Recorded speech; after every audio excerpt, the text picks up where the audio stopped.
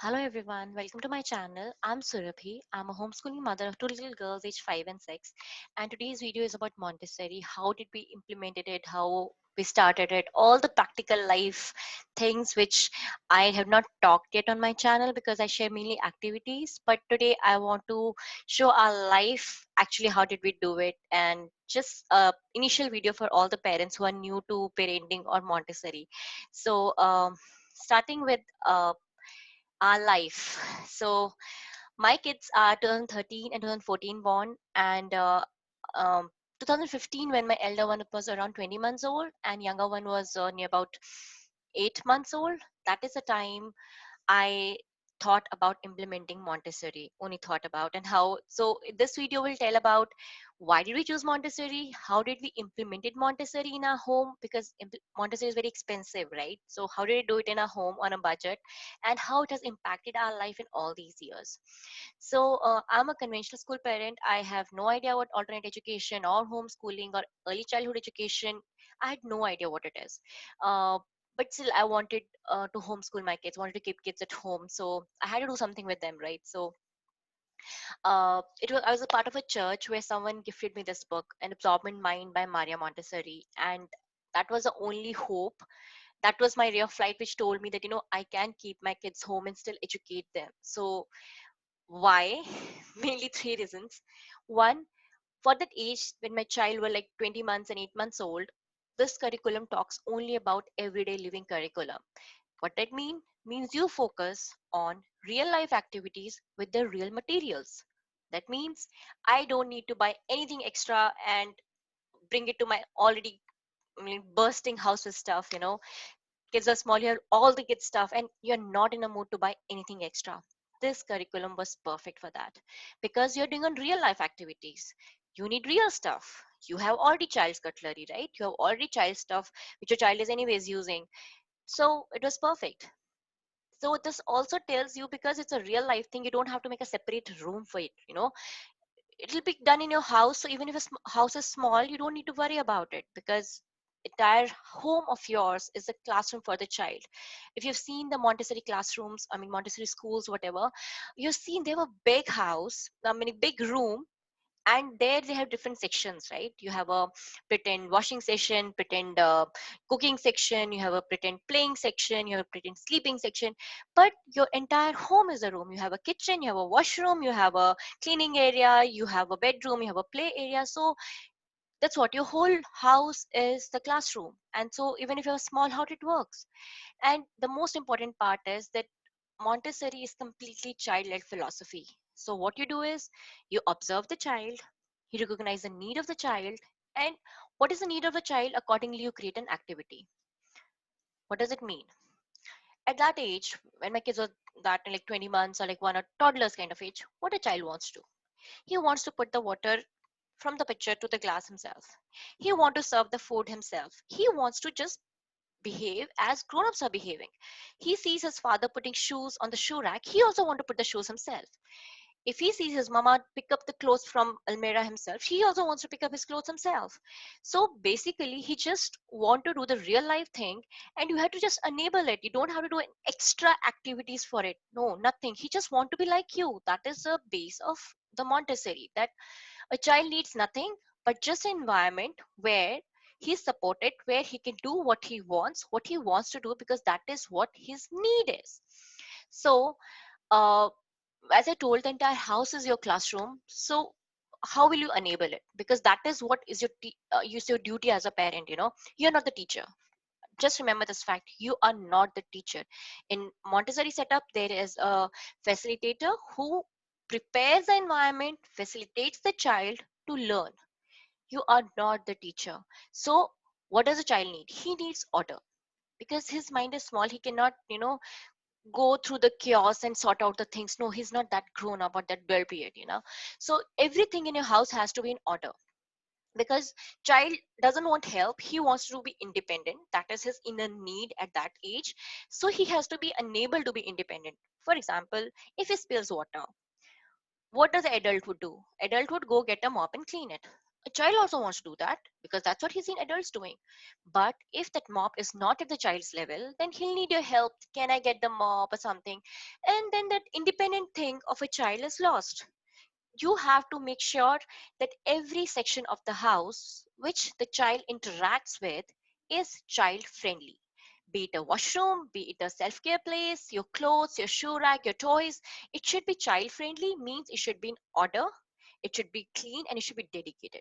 That's all is a need. So even in the picture, if the toys, if the blocks are put, blocks are in a tray, so a child can pick up the toys and knows where to put it because the tray is on his level. So that is a basic concept. So if you, I mean, you can relate this setup to your Montessori classroom setup where things are on the kids level and everything has a place, a dedicated place for things, and kids know how to, I mean, you need to play with it and put it back. The same thing you have to enable in your house. Whatever thing a child is interacting with should be at the child level.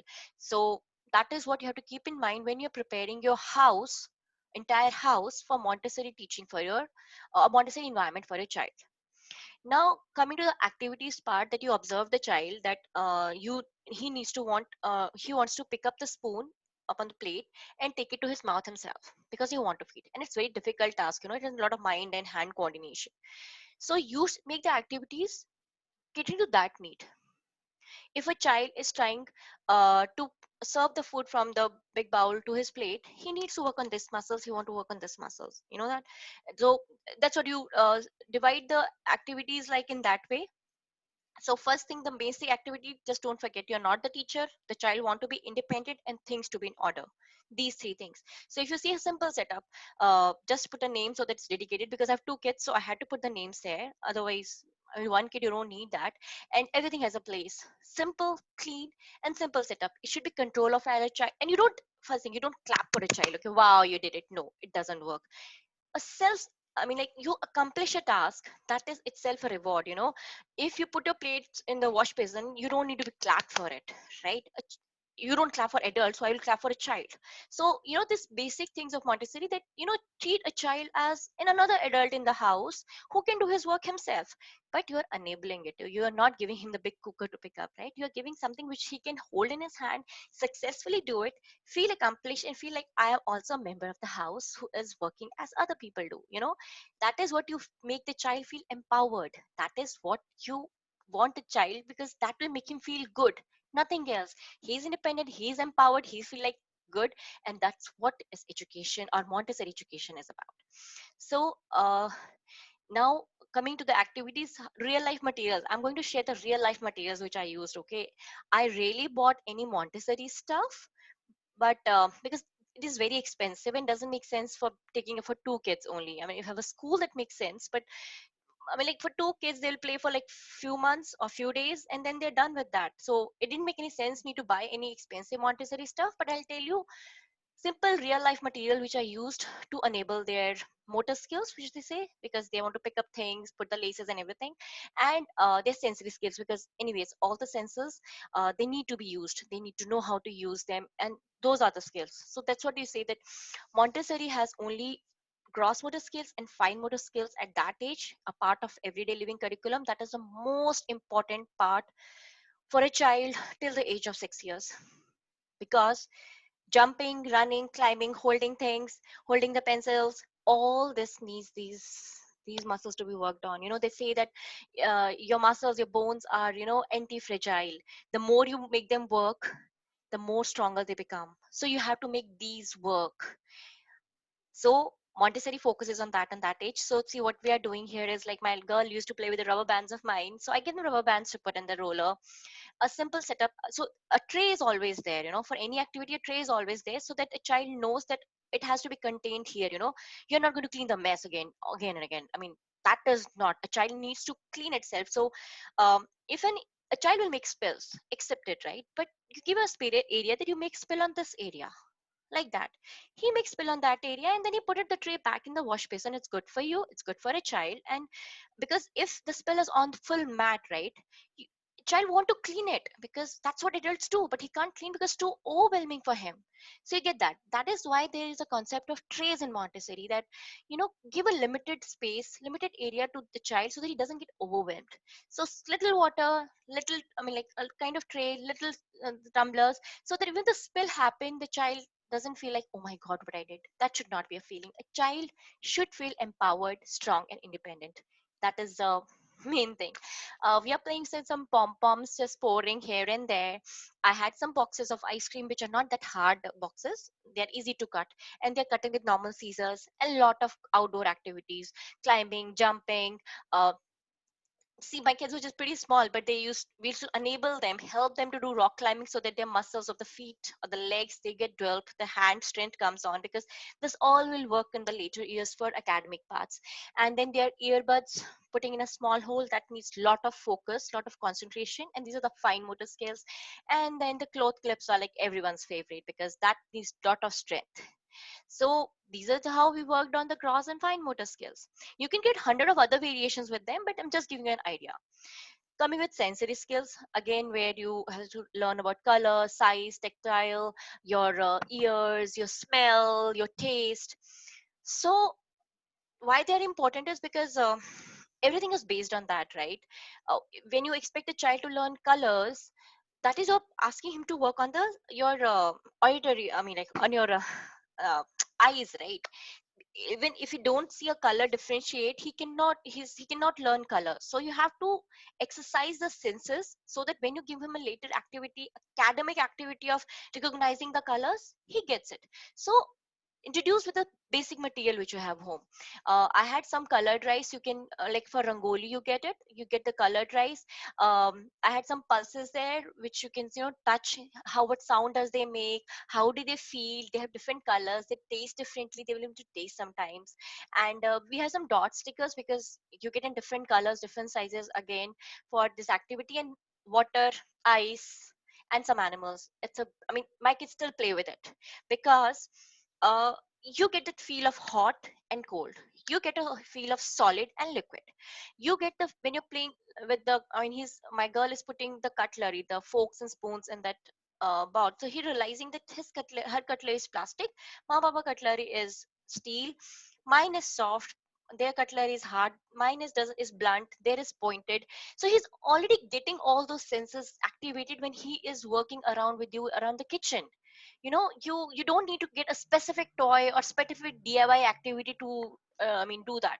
You can do some DIYs, if you want. uh, it is a process, but initial practical life is this what you can do when the kids are actually very small. You don't need to spend so much energy because anyways you have so much of work at home, so you can do everything at home in your kitchen, just you know give giving you ideas. Same way, we are working here a lot of paint. So initially we used to mix curd with some turmeric powder so that my girl will put in the mouth. So you have very eco-friendly colors thing. Later on they went to the normal colors, but free painting, whatever you want to feel with it. uh, if you see, we had some printables, we have some small blocks. They're not Montessori blocks, small wooden blocks I found to do some spatial reasoning kind of stuff. And in the bottom one, the first one, my younger one loves to eat, taste from the direct utensil. That is her habit till now. She want to taste everything I cook. And so since beginning also, she would like to look my spices box, would like to taste everything. So I'll take a small plate, put all the spices little. So it's very yucky to taste, turmeric or salt, but she would like to it because it was so all colorful to her. So in a plate, I'll put some spices, small, small, and then she'll just lick it and taste it. You're done with the sensory skills, right? She tasted, she felt, and done.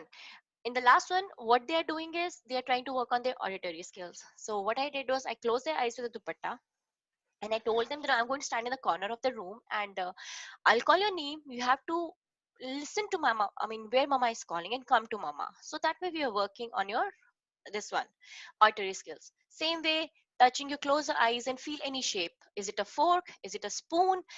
Is it mama's dress? Is it your dress? Is it a toy? Is it a remote? Close your eyes and just feel the object and tell me what it is. You don't need any other thing.